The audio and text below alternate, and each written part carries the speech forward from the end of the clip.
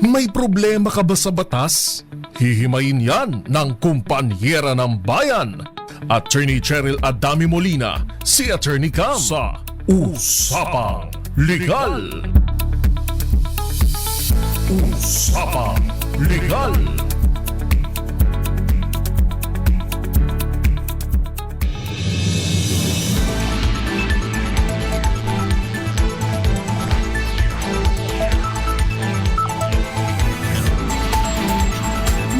Magandang gabi po Luzon, Visayas and Mindanao. Welcome po sa DZRH Usapang Legal. Nakakasama niyo po yours truly, ako po si Attorney Cam para sa DZRH.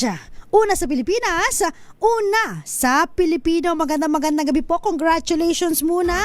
Batiin natin yung mga nag-oath-taking po dyan sa Malacanang. Uy, ang mga KBP directors, yan, Board of Trustees, pinapangunahan po ni President Junic Dao, Chairman Herman Basbanyo, Vice Chairman Butch Canoy. At para naman po sa KBP Standards Authority, andyan po of course si Chairman, may picture talaga, Chairman Rixa Canoy, yours truly, Vice Deputy Chair, and our Secretary Jim Trinidad at lahat po ng SA Directors. Ayun. Yan, congratulations po sa inyo. Ayan, mga nag-oath-taking po. Naganap po yan kanina, no? Dyan po sa Malacanang. Anyway, ang topic po natin na ngayong gabi, ayan, para po sa mga ikakasal, para sa mga kinasal na, at sa mga nag-iisip, nagbabalak. Ano nga ba ang gagamitin nila kapag sila ay kinasal na o married na? Alam nyo po, yan ang kadalasang tanong sa mga kababaihan. Ano po? Kasi ang mga lalaki naman po, pag kinasal sila, hindi sila nagpapalit ng apelyido. Hindi sila nagpapalit ng pangalan. Hindi katulad ng mga kababaihan. So nag-iisip po sila, ano kaya ang magiging pangalan ko, no? Apelyido ko ba ay mababago?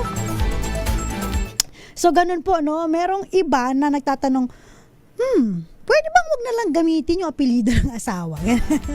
Alam niyo po kasi nung unang panahon, no? Usually po, katulad ng aking nanay, no? Ang kanyang apelyido po, ginamit niya yung apelyido ng tatay ko, tapos yung gitna niya, yung middle name niya, nilagay niya doon yung apelyido niya. So usually ganun ginagamit yung apelyido ng asawa, tapos yung apelyido mo, nagiging middle name mo. Yan. Yun ang practice before. Yun. Ngayon kasi ang nauuso po, no, napapansin ninyo, merong hyphen. Parang dalawa yung apelyido, no? Kunyari, Aragon-Uy. O kaya naman, De La Cruz-Santos, mga ganyan. So may hyphen, tas parang dalawa yung apelyido. Very unusual, no? Parang, pwede ba to? Alam nyo po, nung ako po ay kwento ka na, no? Nung ako ay nanganak at hospital. So pag tinatanong po sa akin, ano pong pangalan? So pag may dash, ano po? Yung inuulit laging dulo. So kailangan mo laging sabihin, hindi po, ang apelyido ko po dalawa, tapos may hyphen. Tapos minsan nagtatanong sila, ha? Pwede ba yun? Ang mas nakakalungkot pa po, no? Halimbawa, yung mismong nag-i-issue ng mga government IDs po, ano po, no? Nagtataka sila kung po pwede bang ang apelyido mo ay dalawa. Yan. Ang apelyido mo may hyphen. alam nyo po, hindi lahat, no, aware na tayong mga babae ay binibigyan ng option ng ating batas kung ano po ba ang gagamitin mong pangalan. Tayo lang ang may option na hindi yung mga kalalakihan, ha? Ay mga lalaki, hindi po pwede. Pero parang sa ibang bansa, no, mahilig tayo manood ng mga C-drama, K-drama, I don't know sa K-drama, sa C-drama, parang kung medyo mas mayaman o mas noble, sabi nga nila ang babae, yung lalaki, ina-adapt niya yung apelyido ng kanyang misis, no? Sa Pilipinas, hindi po.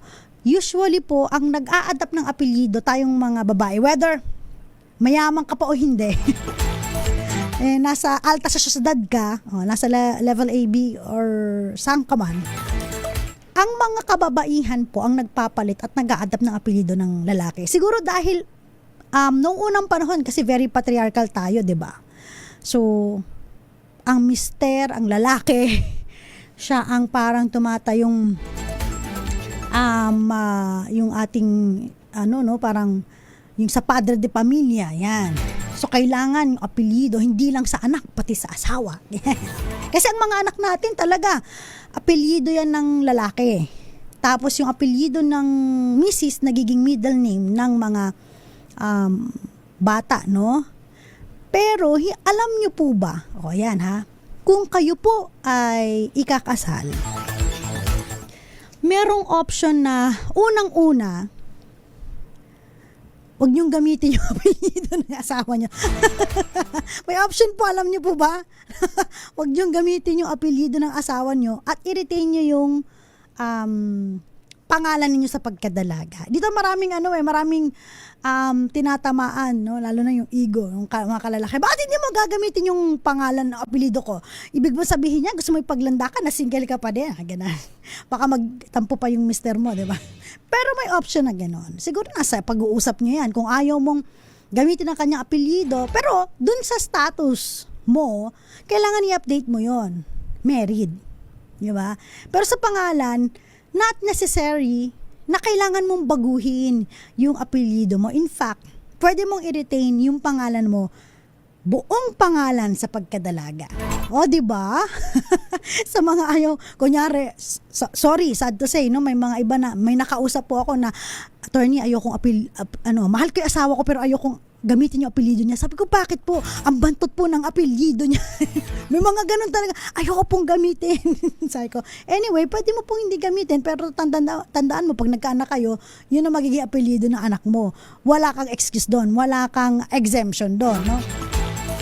So, ngayon, ikaw, bilang isang babae na magpapakasal or nagpakasal na, may option ka na to use the surname of your husband.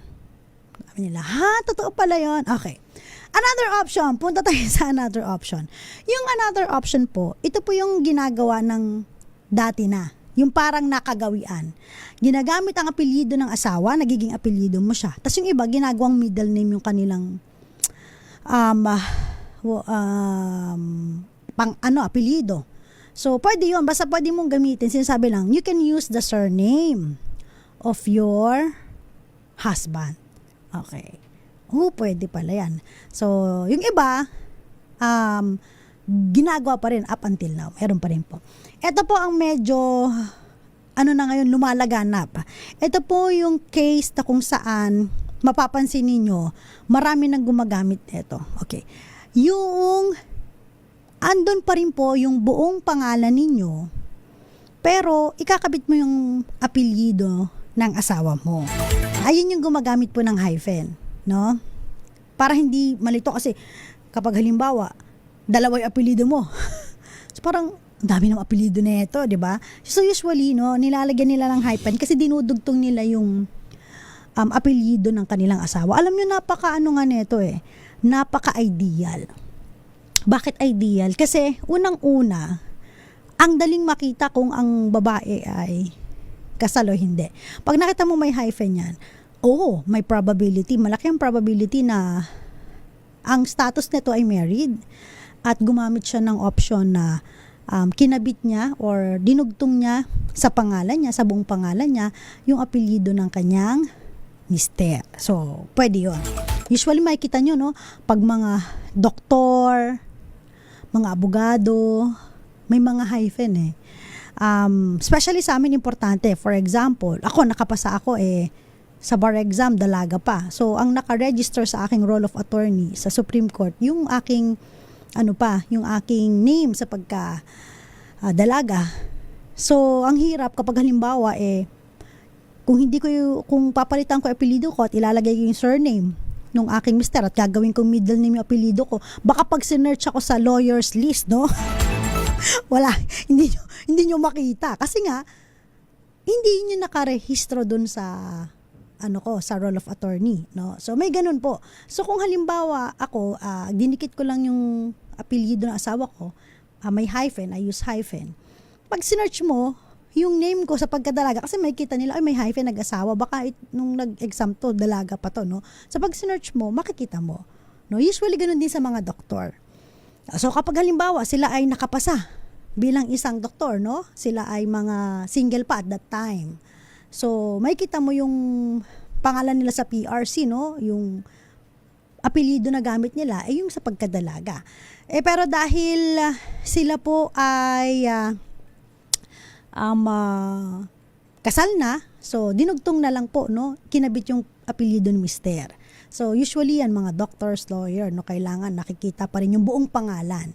Para in case lang na maghanap kayo sa lawyer's list o kaya sa mga PRC, yung mga list ng doctors, makikita nyo pa rin, andun pa rin, no?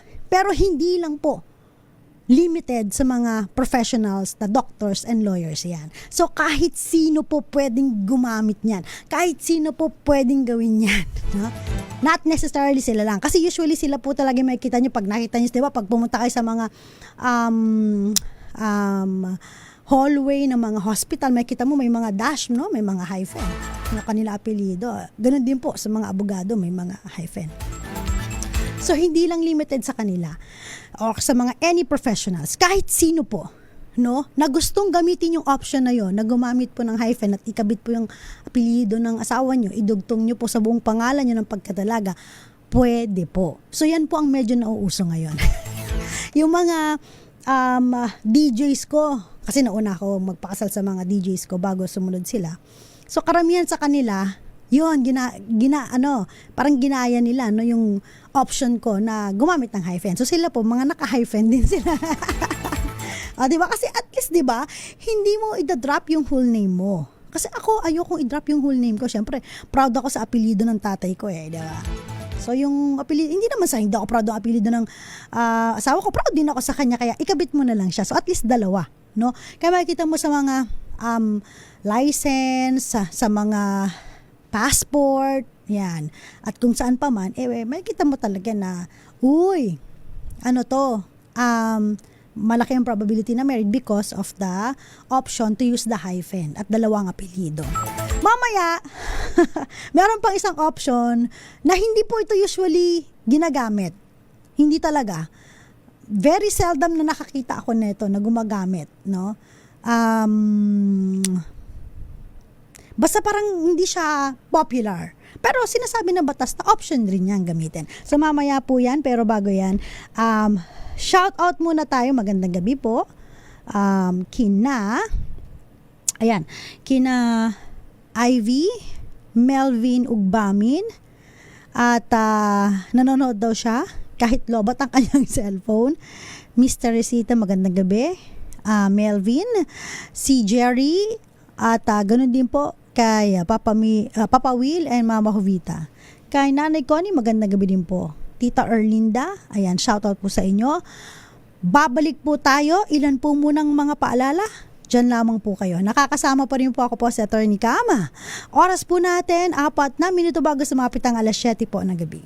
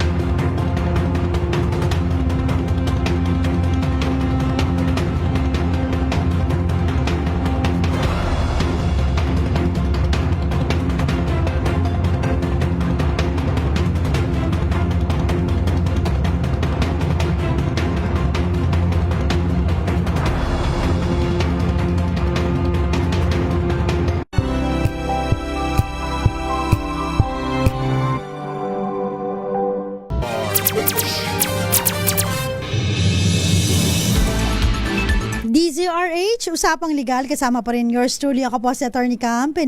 Uusapan pa rin po natin kung ano po ba ang gagamiting pangalan ng mga kababaihan na ikakasal na at married na po, no? Pero bago yan, tanggap muna tayo ng report mula kay RH27 Noche Cacas. Babae pong biktima ng mail order bride scheme na nagpapanggap na mag-aaral sa China, naharang po ng Bureau of Immigration sa NAIA. Meron pa palang mail order bride scheme. Ang buong detalye kay Noche Cacas. RH27, ibalita mo nga to. Noche?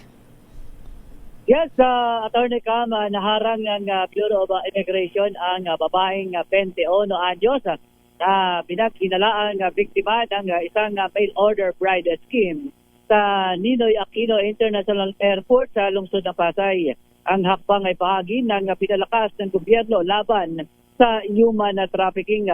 Ayon sa report, ang mga opisyal mula sa Immigration Protection and the Border Enforcement Section o IPROOPS ay nagsasabing ang pasahero ay naharang sa Terminal 3 ng NAIA bago pa siya makasakay ng flight ng Cebu Pacific patungong Guangzhou, China.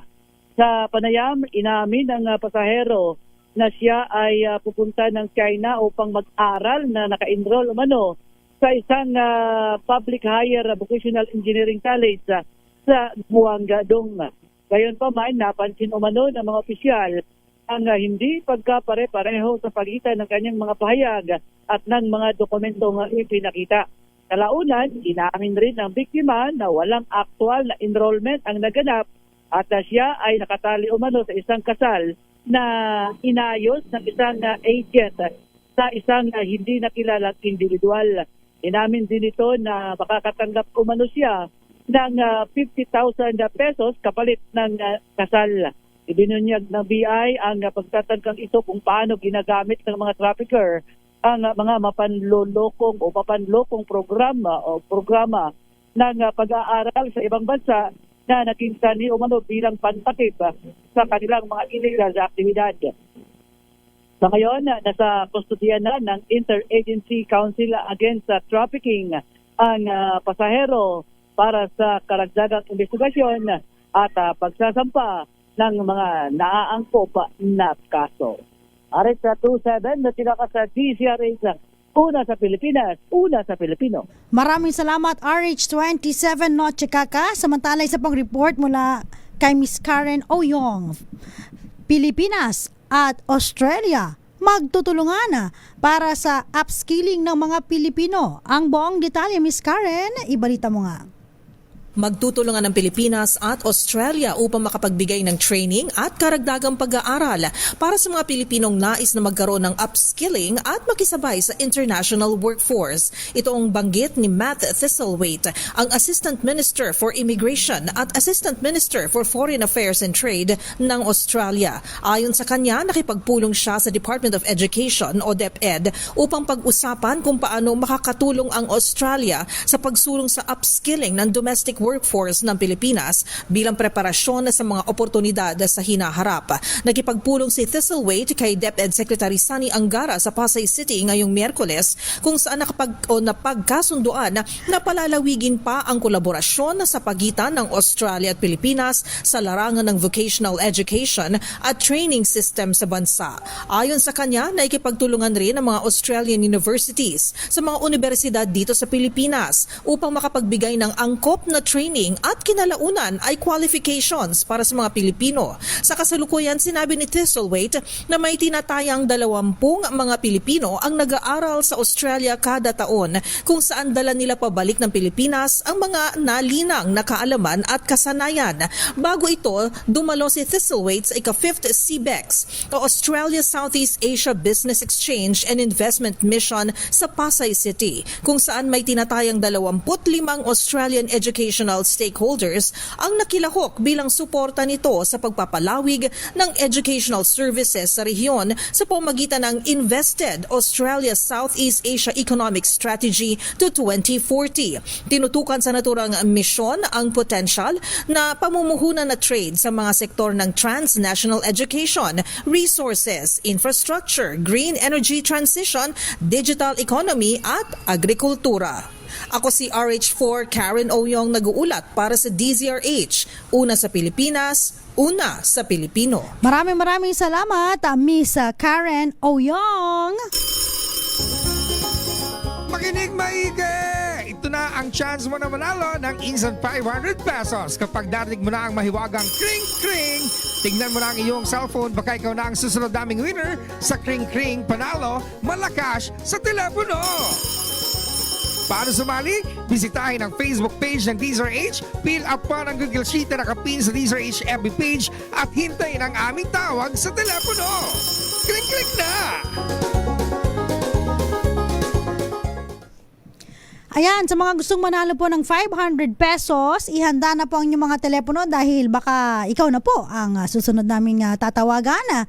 Again, hintayin lamang po ang mahiwagang kring-kring para magkaroon po ng chance manalo sa aming kring-kring panalo malakas sa telepono promo.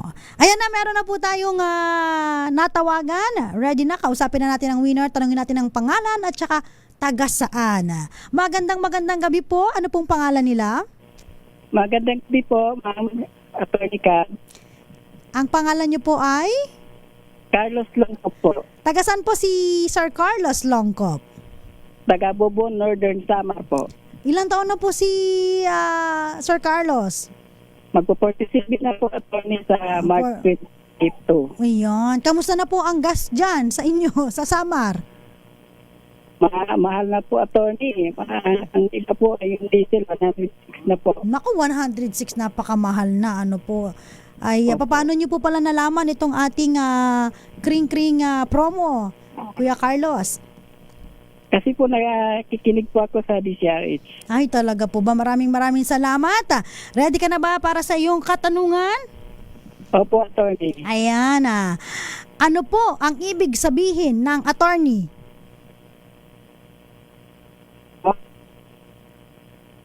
Kuya Carlos. Lawyer po. Lawyer. Hindi. Ang tanong ko pa sa'yo, ano pa ang kauna-unahang radyo sa Pilipinas? Number 1 is DCRH po. Yan! Tama parehong iyong sagot. Dahil dyan, 500 pesos sa'yo at meron kang libreng shout out. Meron ka bang gustong batiin dyan sa Samar? Para po, shout out po sa aming local station ng UISM Action Radio, lalo na po sa aming field reporter na si Jen Galis Pantayan. Ayun. Sa mga kapitbahay ko po dito sa Barangay Salvacion. Wow! Salamat po. Congratulations, Sir Carlos Longcop. Huwag niyo pong ibababa ang telepono para malaman niyo po kung paano makukuha ang iyong papremyo. At kung nais niyo pong manalo, katulad ni Sir Carlos ng Samar, pumunta lamang po sa Facebook page ng DZRH News at tignan po ang aming pin post. Mag-register lang po sa online form. Ilagay ang tamang cellphone number at baka ikaw na po ang mapalad na manalo ng 500 pesos sa aming kring-kring panalo malakas sa telepono promo.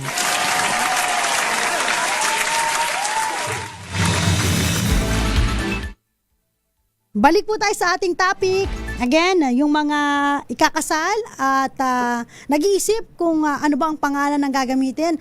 Meron po tayong option, kanina nabanggit na natin yung option na number 1. Pwede pong hindi ninyo palitan ang apelyido po ninyo at i-retain ang pangalan nyo sa pagkadalaga. Kasi hindi naman po mandatory, no, sa ating batas na kayo po ay magpalit ng apelyido.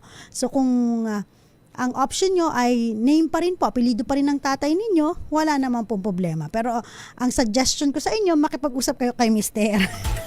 Baka pagmulan ng away nyo yan. So kailangan nagkakaunawaan kayo. And then, pero wag kakalimutan yung status, kailangan pa i-update po ninyo. Pangalawa po, yung iba ang ginagawa po ay pinapalitan ng surname nila at ginagamit ang apelyido ng kanilang mister. Tapos yung iba po ginagawa, middle name yung kanilang apelyido, no? Ang next po ay yung uso ngayon, yung may hyphen, no? Gamit pa rin po, retain ang buong pangalan, pero idinidikit po ang apelyido ni Mr. Ginagamit pa rin po ang apelyido ni Mr. pero gumagamit po ng hyphen, ano po. At ang pang last po natin na option na hindi po masyadong sikat o popular, no? Yung gumagamit ng Mrs. Kunyari, Mrs. Ganyan. Pero kasi pag gumamit ka ng Mrs., ilalagay mo yung buong pangalan ng Mr. mo.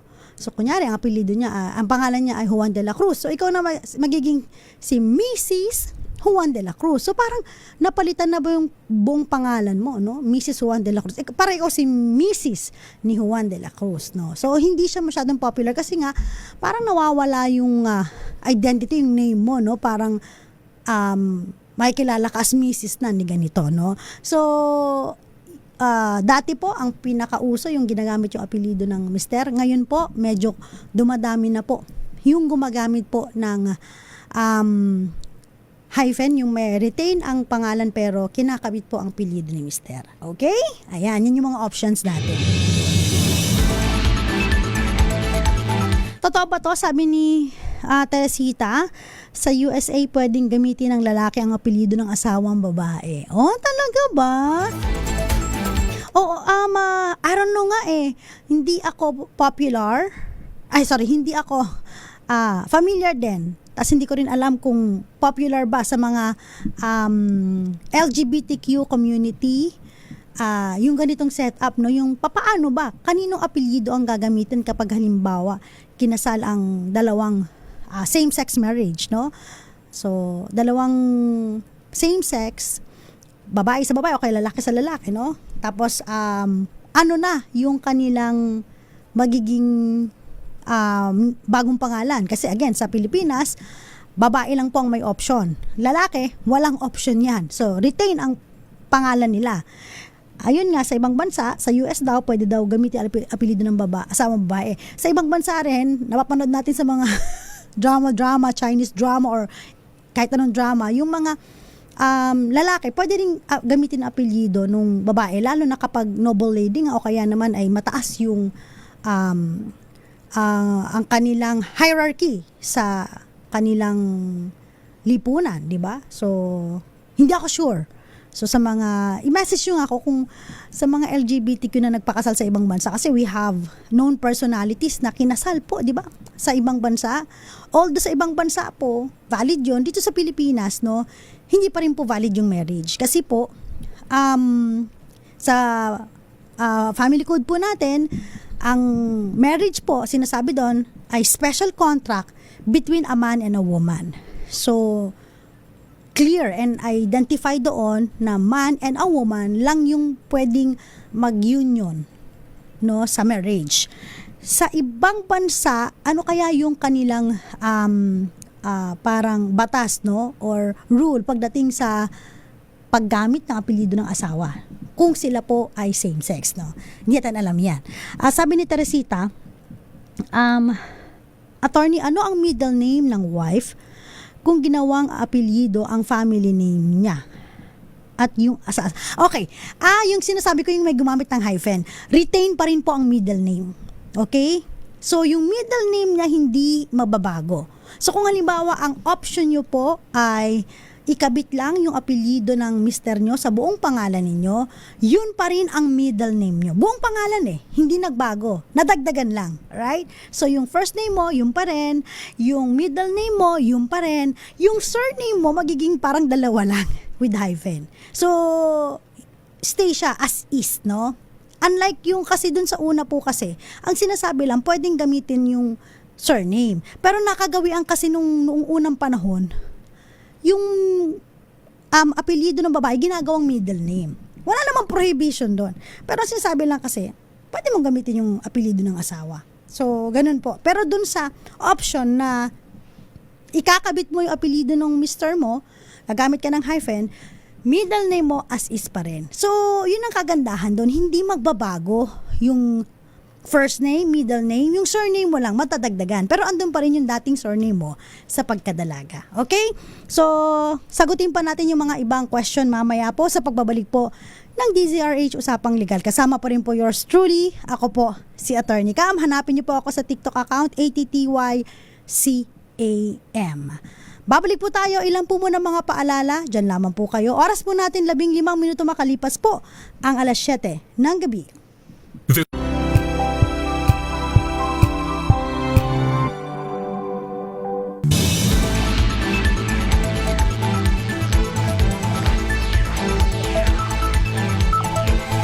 DZRH Usapang Legal, kasama pa rin po yours truly. Ako po si Attorney Cam. Pinag-uusapan pa rin natin yung apelyido na gagamitin ninyo, option ninyo pag kayo po ay kinasal na, no? Especially sa kababaihan, ang mga kalalakihan po, sorry, wala kayong option kundi manatili ang buong pangalan ninyo sa pagkabinata, no?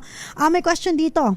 Baka naman po akalain na hindi kasalang mga magulang ng anak kapag ginamit po ang pag hindi ginamit ang apelyido ng asawa. Hindi naman po, no? Basta clear doon sa marital status na siya po ay married. So, ano po yun? Walang question po doon. May sabi pa dito, no? What will happen to the surname of your child later on kapag ginamit mo yung may hyphen? Okay. Kahit po gamitin ninyo yung buong pangalan ninyo at may hyphen, tas ginamit po ninyo apelyido ng inyong mister, yung sa anak po ninyo, hindi naman po magiging ganun yung apelyido niya. Okay? Walang hyphen. Kasi ang sabi ng ating batas, pagdating po sa anak, yung apelyido pa rin po ng tatay, yung magiging apelyido ng bata, at yung middle name, ang apelyido ng nanay. Yung sinasabi lang po natin dito is sa mga kababaihan, sa mga nanay na, of course, no? Ikakasal na or kasal na ang ginamit po ay buong pangalan pa rin, tapos kinabit yung pangalan ni mister, tapos may hyphen. Hindi naman yun ang gagamitin ng bata, ng anak ninyo. Apelyido pa rin ng asawa, yung apelyido ng bata at yung apelyido ng nanay, middle name po ng bata. Okay? Paano po kung ayaw mo na gamitin ayaw mo gamitin apelyido ng asawa mo? Again, option mo po yan. Okay? Tapos, kung halimbawa, ayaw mo na siyang gamitin, pwede naman po, no, gamitin pa rin po yung apelyido ninyo. Alam niyo yung iba ang ginagawa po, ito po ang pinagbabawal na technique. Charot. Hindi naman po. Yung iba ang ginagawa, para may pangalan pa rin sila, no, na surname nila nung pagkadalaga.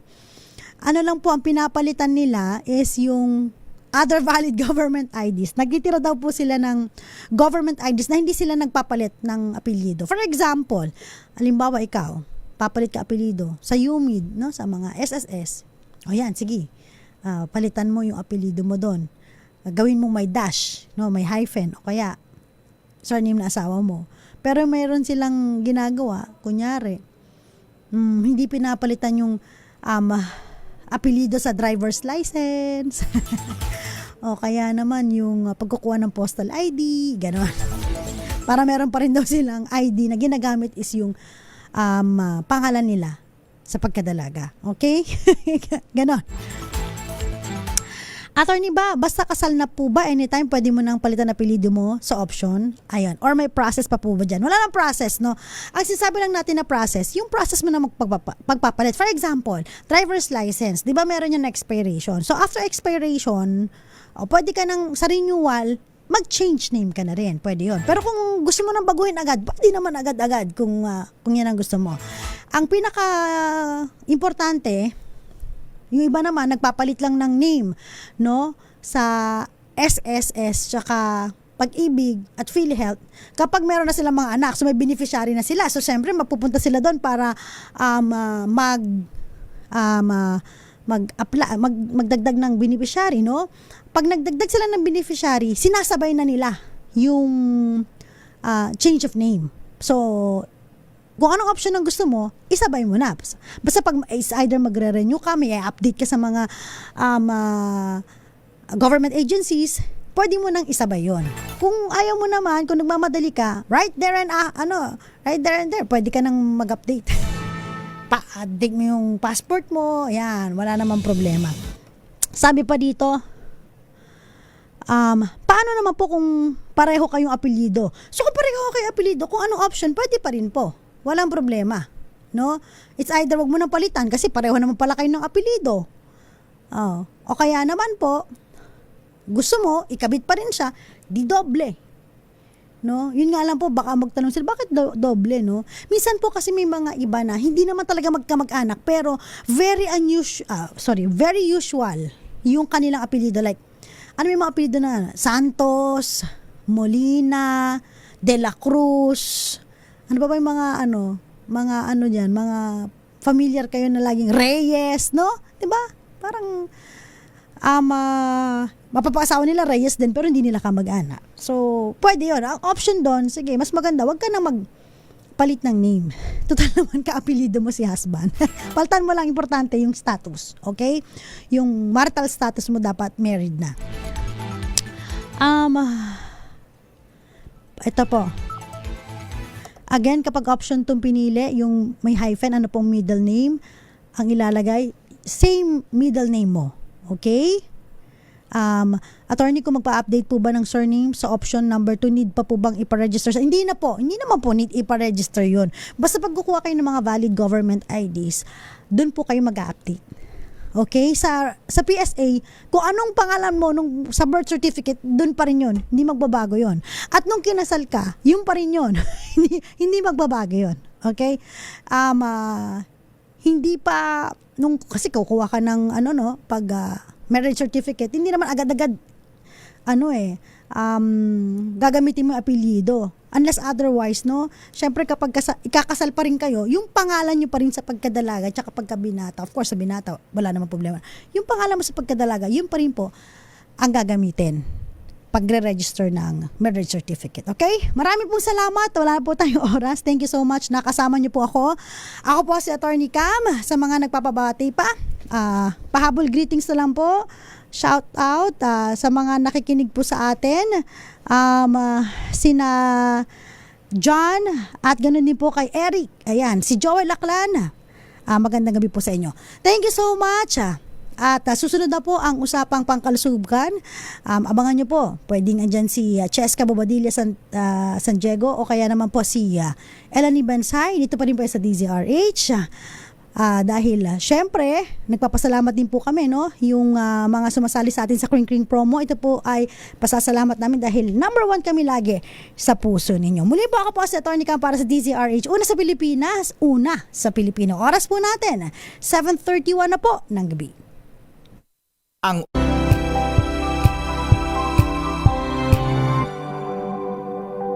Hello, Washi!